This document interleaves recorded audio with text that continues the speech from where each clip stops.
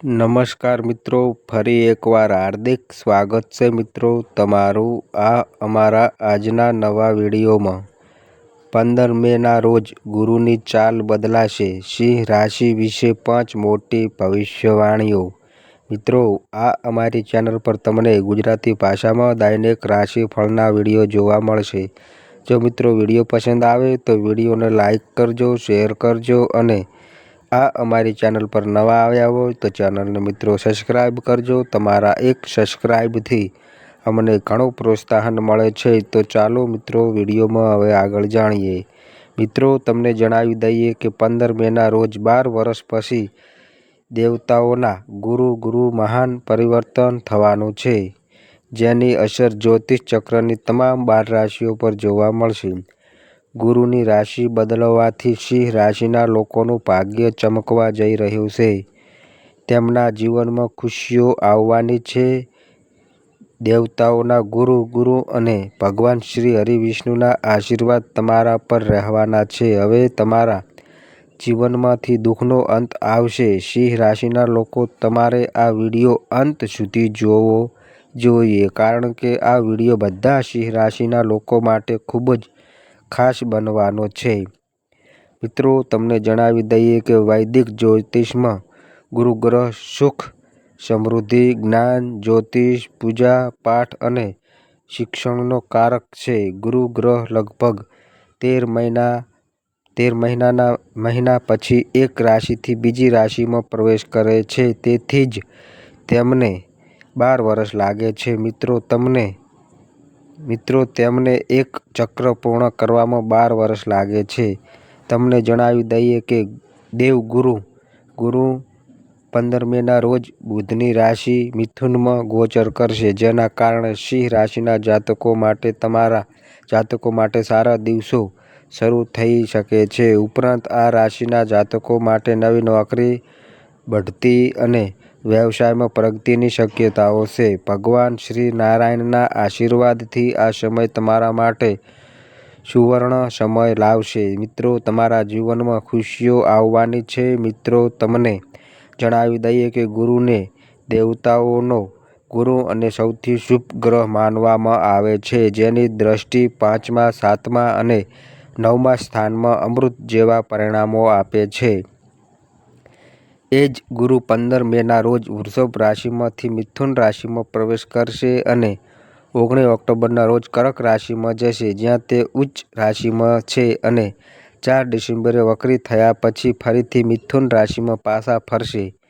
મિત્રો, ગુરુ 9 જૂનથી 9 જુલાઈ સુધી અસ્ત રહેશે। આ સમય દરમિયાન શુભ કાર્ય પ્રતિબંધિત માનવામાં આવે છે। 9 જુલાઈના રોજ નક્ષત્ર ઉદય પછી ફરીથી શુભ કાર્ય શરૂ કરી શકાય છે। 15 મેના રોજ ગુરુ 11:20 મિથુન રાશિમાં ગોચર કરશે। મિત્રો, ચાલો જાણીએ ગુરુના ગોચરથી તમને શું લાભ થશે। મિત્રો, વિડીયોમાં આગળ વધતા પહેલાં વિડીયોને એક લાઈક કરો અને ચેનલને પણ સબસ્ક્રાઈબ કરો અને કોમેન્ટ બોક્સમાં જય શ્રી નારાયણ જરૂરથી લખો, જેથી ભગવાન નારાયણની કૃપા આપ સૌના પરિવાર પર બની રહે। મિત્રો, ચાલો જાણીએ તે 5 મોટી ભવિષ્યવાણીઓ વિશે। નંબર 1, મિત્રો, સિંહ રાશિની પહેલી ભવિષ્યવાણી કહે છે કે 12 વર્ષ પછી મિથુન રાશિમાં ગુરુનો પ્રવેશ સિંહ રાશિના લોકો માટે ખૂબ જ અનુકૂળ સાબિત થવાનો છે। મિત્રો, આ સમયે ભગવાન શ્રી નારાયણ અને ગુરુ ગ્રહના ખાસ આશીર્વાદ તમારા પર રહેશે, જેના કારણે જીવનમાં ખુશીઓ આવવાની છે। મિત્રો, તમને જણાવી દઈએ કે આ સમયે ગુરુ ગ્રહ તમારા 10મા ઘરને છોડીને 11મા ઘરમાં આવશે અને તેની દ્રષ્ટિ 3જા, 5મા અને 7મા ઘર પર પડશે, જે જ્યોતિષમાં મહત્વપૂર્ણ ભૂમિકા ભજવે છે। મિત્રો, 3જું ઘર હિંમત, સંચાર અને ભાઈ બહેનો સાથે સંબંધિત છે, જ્યારે 5મું ઘર પ્રેમ, સર્જનાત્મકતા અને બાળકો સાથે સંબંધિત છે। 7મું ઘર લગ્ન, ભાગીદારી અને સંબંધોનું પ્રતિનિધિત્વ કરે છે। મિત્રો, આ 3 ઘરો પર ગુરુની દ્રષ્ટિ ખૂબ જ શુભ સાબિત થવાની છે। આ સમય દરમિયાન તમને મહત્વપૂર્ણ કાર્યમાં સફળતા મળી શકે છે. તમને ઘણા પ્રકારના લાભ મળી શકે છે. હવે મિત્રો બીજા નંબર, મિત્રો સિંહ રાશિની બીજી ભવિષ્યવાણી કહે છે કે જ્યારે ગુરુ વૃષભ છોડીને મિથુન રાશિમાં જાય છે, મિત્રો આ સમય દરમિયાન તમને તમારી નાણાકીય સ્થિતિમાં ઘણા સારા પરિણામો મળશે.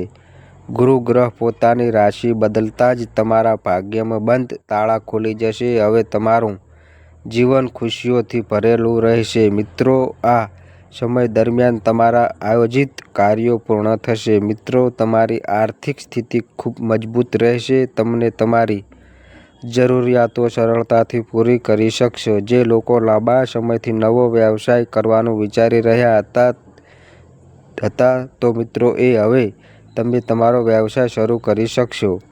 આ સમય દરમિયાન તમને માતા પિતા અને મિત્રોનો સહયોગ પણ મળશે. મિત્રો એમ કહેવું ખોટું નહીં હોય, આર્થિક દૃષ્ટિકોણથી આ ગોચર ખૂબ જ શુભ સાબિત થઈ રહ્યું છે. નંબર 3, મિત્રો સિંહ રાશિની ત્રીજી ભવિષ્યવાણી કહે છે કે ગુરુની રાશિમાં પરિવર્તન સ્ત્રીઓ માટે ખૂબ જ ખાસ રહેવાનું છે. મિત્રો આ સમય દરમિયાન ભગવાન નારાયણના આશીર્વાદ તમારા પર રહેશે, જેના કારણે તમારા જીવનમાં અનેક પ્રકારની ખુશીઓ આવવાની છે. આ સમયે મહિલાઓને પોતાની પ્રતિભા બતાવવાની તક મળી શકે છે. તમે કોઈ પણ પ્રકારના પ્રોજેક્ટમાં હાથ અજમાવી શકો છો. સિંહ રાશિની સ્ત્રીઓ એકવાર જે નક્કી કરે છે તે કરવામાં માને છે. તમને કાર્યક્ષેત્રે, સૌંદર્ય પ્રસાધનો, ઈ-કોમર્સ જેવા ક્ષેત્રોમાં સારું પ્રદર્શન કરી શકો છો. નંબર 4, મિત્રો સિંહ રાશિની ચોથી ભવિષ્યવાણી કહે છે કે ગુરુની રાશિમાં પરિવર્તનને કારણે કારકિર્દીના ક્ષેત્રે સાથે જોડાયેલા લોકોને આ સમયે વિશેષ લાભ મળશે. ભગવાન શ્રી નારાયણના આશીર્વાદથી સિંહ રાશિના લોકો પોતાના કરિયરમાં છલાંગ લગાવશે. ગુરુની દ્રષ્ટિએ આ સમય તમારા માટે ખૂબ જ ફાયદાકારક રહેશે. મિત્રો 15 મેની શરૂઆતમાં તમને તમારા સપનાની નોકરી મળી શકે છે, એટલે કે તમને એક મોટી કંપનીની અને સારું પેકેજ મળશે. તમને તમારા દરેક કાર્યમાં અપાર સફળતા મળશે. તમારા દરેક પ્રયાસ સફળ થશે. આ સમય વિદ્યાર્થીઓ માટે ખૂબ જ ફાયદાકારક રહેશે અને તમારી પ્રતિભા બતાવવાની ઘણી તકો મળશે. તમે તમારા વરિષ્ઠો અને તમારી આસપાસના લોકોને તમારી કાર્યક્ષમતાથી પ્રભાવિત કરશો. મિત્રો એમ કહેવું ખોટું નહીં હોય, ગુરુનું ગોચર સિંહ રાશિના કરિયરના દૃષ્ટિકોણથી પણ સારા પરિણામો આપી શકે છે. નંબર 5, મિત્રો સિંહ રાશિની પાંચમી ભવિષ્યવાણી કહે છે કે ગુરુની રાશિનું પરિવર્તન સિંહ રાશિના લોકો માટે તેમના સપના પૂરા કરવાની એક મોટી તક લાવી રહ્યું છે. મિત્રો આ સમયે જે કોઈ પોતાનું ઘર કે કાર ખરીદવાનું વિચારી રહ્યા છે તો તે મિત્રો આ સમયે તેમને તમારા પુત્ર અને પત્નીનો સહયોગ મળશે, જેના કારણે તમારું કાર્ય સફળ થશે. તમને આ કાર્યોમાં કોઈ અવરોધ નહીં આવે. ગુરુની રાશિનું પરિવર્તન તમને અપેક્ષા કરતાં વધુ લાભ અપાવશે. ગુરુની રાશિનું પરિવર્તન રિયલ એસ્ટેટ સાથે સંકળાયેલા લોકોને ઘણો લાભ આપશે. મિત્રો 15 મેથી તમારા સપના પૂરા થવા લાગશે. જેણે ઘર બનાવવા માટે લોન માટે અરજી કરી છે તેમને સરળતાથી લોન મળી શકે છે. તમારા પરિવાર અને સંબંધીઓના સહયોગથી તમારા જીવનમાં ખુશીઓ આવશે. મિત્રો તમને આ માહિતી કેવી લાગી તે કોમેન્ટ કરીને જરૂરથી જણાવજો. મિત્રો આ અમારી માહિતી પસંદ આવી હોય તો વિડીયોને લાઈક કરો, શેર કરો અને આ અમારી ચેનલ પર નવા આવ્યા હોય તો મિત્રો ચેનલને સબસ્ક્રાઈબ કરો. અને મિત્રો તમારી કુંડળી અને રાશિના ગ્રહોના આધારે તમારા જીવનમાં બનનારી ઘટનાઓ હોય છે.